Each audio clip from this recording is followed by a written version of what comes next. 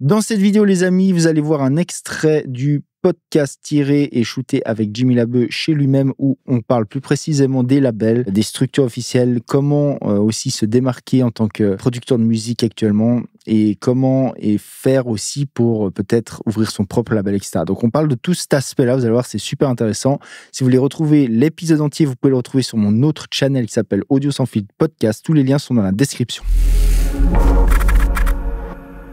Bon, et puis en termes de labels, t'as des labels sur lesquels tu veux faire des tracks, sortir, t'as des trucs en vue. Alors déjà, est-ce qu'il y a un label où tu rêverais de signer dessus ton live? Ton label The Wish Dream. On Top of the Life, c'est quoi le label J'allais dire B-Pitch, mais je pense même plus qu'il existe. C'est un label allemand. Un label allemand. Ouais, je vois, mais je... Hélène Alien, Polka, tout ça. Mais je pense pas qu'il existe. Je sais même pas qu'il existe encore. C'est vieux. Non, mais justement, je pense pas qu'il existe encore. Non, sinon, j'ai pas de label que je voudrais faire le mien, limite. Ouais, c'est ce que j'allais dire. Je vais faire le mien. Tu fais ton truc, tu fais ton truc. Parce que c'est important, un label, maintenant, quand même. Non, je pense que je ferais le mien. Mais ça, c'est moins important que ce que ça l'a été aujourd'hui. Ouais, c'est ce que c'est ça. Parce qu'ils font tristement, et je mets aucun label, je juge aucun label personnellement. Non, je juge d'une manière générale. Parce que je suis confronté à ça aujourd'hui avec mes profils. C'est qu'en fait, avant, le label, il avait un certain job, ou du moins sa mission. Maintenant, moins. C'était de donner les moyens à l'artiste de se développer et de les mettre en avant. Et aujourd'hui, ils te prennent comme filler, en fait. C'est ça, exactement. Pour leurs réseaux sociaux, pour leur SoundCloud. Parce que les artistes sont devenus les outils pour promouvoir le label. Et avant, c'était l'inverse. Avant, c'est le label qui était l'outil de l'artiste. Exactement. Et j'ai moi-même un label. Maintenant, un gars qui démarre de rien, il fait son propre label, c'est pareil, il allait chercher un label. C'est la même. Pour moi, c'est pareil. C'est pour ça qu'il y a une trend de producteurs. Avant, t'avais envie de jouer un morceau pour un label. Chanteurs. Maintenant, en fait, tu sens plus qu'il y a ce respect de la part du label, ou du moins, il n'y a plus la même énergie que toi, t'as mis à mettre ton morceau, tu la ressens plus de la part du label dans sa promotion. C'est pour ça que tu m'as demandé avec quel label.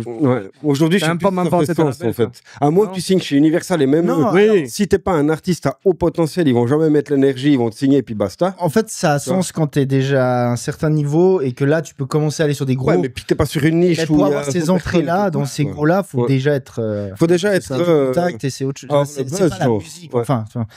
Avant, t'allais toi vers le label. Aujourd'hui, maintenant, ils prennent ce qui marche en termes de buzz. Par exemple, TikTok et autres, et c'est eux qui viennent. Ouais, c'est ça. Souvent, c'est ça. C'est triste à dire et je pense pas que ça va changer en bien. Non. Au contraire. Et ça va pas limite disparaître, mais. Parce que maintenant, il y a de plus en plus d'outils qui te permettent d'être indépendant. Ah oui, c'est ça. Truc. Et toi, ça te change rien. Au contraire, de toute façon, aujourd'hui, tu dois tout faire toi-même. Tu dois te filmer, faire ta cover, tu vois. Donc au final, le label, il sert. Même les covers, les gens qui ont perdu pas leur boulot, mais qui ont c'est pas qu'il sert à rien, mais suivant quel label, il sert à rien. Pas tous, mais beaucoup, parce que déjà, ils n'ont pas les moyens de t'aider. Donc, ceux qui n'ont pas les moyens de t'aider, c'est qu'en vrai, s'ils te signent, c'est parce qu'ils ont besoin de toi pour faire leur truc à eux. Donc, ils ne sont même pas concentrés sur toi. Ils sont concentrés sur eux-mêmes, soyons honnêtes. Et puis, du coup, autant le faire de manière indépendante, parce qu'au final, tu vas... Moi, j'aimerais revenir à un petit débat que on revient à la transpiration. Non, je reviens du truc vintage. Je me suis toujours demandé pourquoi les vinyles sont revenus à la mode. Parce que c'est vrai, ça a disparu pendant des dizaines. Non mais ça a disparu pendant des. C'est vrai. Mais ça a disparu pendant des dizaines d'années.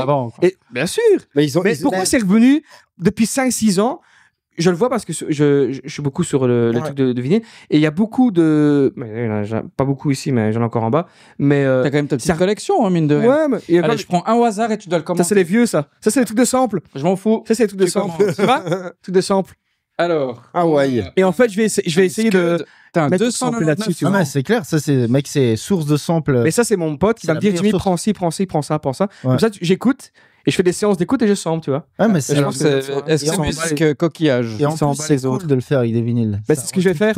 Je vais refaire celle-là, mettre un petit bazar pour enregistrer les samples qui me plaisent, avec un sampleur du coup. Est-ce que je dois le remettre au même endroit et en ordre alphabétique? Les amis, si vous voulez soutenir toutes ces vidéos que je vous fais gratuitement toutes les semaines, soutenir toute cette infrastructure qui vous permet de vous former gratuitement sur Internet, sachez que vous pouvez le faire tout en vous formant. Donc c'est vraiment win-win. J'ai plein de formations qui peuvent vous aider, qui sont en mixage, mastering, sound design, production.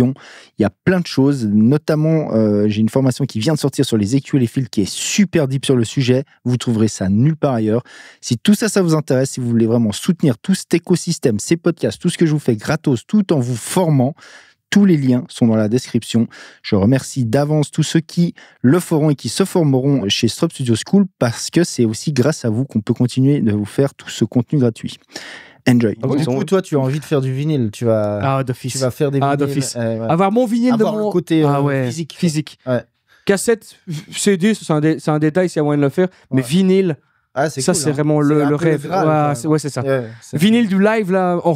C'est vrai. En plus, j'ai déjà l'image, j'ai plein d'idées déjà de cover. Toi, t'as ta DA, entre guillemets. Ouais, ma DA, je l'ai à 100%. Ok. Je parlais même des vlogs. Tu vois, il y a les caméras. Avec la caméra, là, ouais. Ce sera pas celle-là. Ça, c'est celle de ma belle. Merci Nathalie, parce que Nathalie, elle m'a passé ça. Elle m'a passé la télé qu'elle a, donc je la remercie. Et moi, elle n'utilise pas, donc autant que j'apprenne. Moi, j'utilise, donc je prendrai une petite caméra du genre mini DV ou un truc ainsi, VHS. Tu sais que maintenant, il y a des caméras qui filment comme à l'ancienne. Sauf que au lieu de te faire chier que vraiment la cassette et tout, c'est en digital et, je sais bien. Et tu peux. Mais c'est vraiment le même grain et tout. Ouais, je sais bien. Moi, j'aime bien la caméra. Tenir. La cassette, ça me fait chier. Parce que j'ai vu qu'il y en a qui vendent des convertisseurs que tu mets sur la caméra, en fait. Ouais. T'as des. Justement, pour pas te faire chier avec les convertisseurs. Ouais, c'est ça. Cassette, c'est vraiment digital et vraiment dedans, il y en a même des où t'as une application. Ah ouais, mais tu montres. Oui, mais c'est feeling. Moi, c'est le truc. T'as quand même le truc d'ouvrir, bazar. T'as quand même touché avec. Ah ouais. C'est la même chose. Ah, ok. J'ai un pote, il a l'appareil photo et puis sur son application, en plus c'est un peu con, je dis mais mec, t'as juste un appareil photo, t'as le truc en digital, tu vas pas les faire développer, t'as perdu le truc, tu vois. Mais le truc, en plus c'est limite, il peut faire maximum 15 ou 20 photos, un truc comme ça, puis après il doit attendre je sais pas combien de temps, vraiment il y a tout un concept. Ah ouais, mais ça, c'est un peu relou quoi. Comme les vrais. Moi j'ai trouvé un gars pas loin qui convertit les cassettes, donc moi je prends la cassette. En plus j'aime bien ce truc de, je vais au festival, j'ai une cassette c'est 60 minutes généralement, une cassette, une DV. Tu filmes pendant tu fais un vlog et puis tu vas au gars et tu revois les images après que tu vois plus. J'aime bien. C'est cool. C'est fiché. Ouais, c'est figé. Tu regardes pas le soir sur ton PC le truc. Non, tu le vois au montage quand le gars qui m'avait converti. En plus, c'est un gars pas loin. À 2 temps de faire la pub, mais j'ai pas encore vu le truc, donc je vais faire peut-être après. On attend le résultat. Ouais, c'est ça. Mais moi, il te passe la clé USB, il a tout converti et je sais bien que le son sera bon, que l'image sera belle. Et tu fais le montage en même temps? Non, quand même pas. Mais ça, je ferai moi-même. Ici d'ailleurs. Tu vas faire toi-même? Ouais, je mettrai un petit bureau où t'es assis là avec. C'est vrai que ces derniers temps, j'ai vu pas mal d'artistes qui font ça. Ils font du vlog à mort. Ouais. Mais même autre que les soirées, ils vloguent. Ah ouais, ça genre. Comment du lifestyle à la cour. C'est ça. Ah, ça, je ferais d'office, là, les petits vlogs pendant les lives. Aujourd'hui, un peu pour être présent en ligne, t'es obligé de. Mais ça, c'est la strat générale. Je pense que c'est une personne. Ça, les vlogs. C'est un truc actuel, on va dire nouveau. Parce que c'est pas si ancien que ça. Ça, c'est bien sur les vlogs. Puis c'est cool pour ceux qui aiment vraiment ce que tu fais comme job, ils se posent des questions. C'est apprécié en plus. Pour ceux qui regardent. Moi, je suis 2-3 artistes, je dis, je serais curieux de savoir c'est quoi son train de vie. Mais qu'est-ce qui branle en dehors de la scène? Ça, c'est intéressant. Proximité à fond. Déjà, ça donne la proximité. Puis surtout, tu vois le train de vie, etc. Et puis aussi à côté, de temps en temps, tu vas dire, ok, mais c'est quoi le avant et l'après l'event? Tu sais, quand c'est genre que dans l'event. Qu'est-ce qu'il fait avant, qu'est-ce qu'il fait après? Puis c'est cool. Puis il y en a certains, tu dis, est-ce qu'il transpire? Comment qu'est-ce qu'il fait comme le truc la transpiration? Voilà. C'est cool, tu vois, c'est cool de connaître un peu la personne comme ça. C'est très immersif. On est tous un peu royal dans nos vies. Mais je trouve ça beaucoup plus quali en termes d'apprécier, on va dire, à regarder ce type de contenu que le gars qui est comme ça sur scène. Exactement, c'est ce que je dis. C'est le seul truc un peu privé que j'aime. Pas privé, parce qu'un vlog, c'est quand même très personnel. Donc c'est un truc un peu personnel, un peu privé, machin, que je kiffe dans cette activité. Mais tu découvres quelque chose, c'est pas ce que t'as vu à la soirée. C'est ça. C'est autre chose que ce que t'as vu. Mais tu vois le behind the scene. Ouais, c'est ça. Ça, je trouve ça assez cool. Behind the scene. Behind the scene.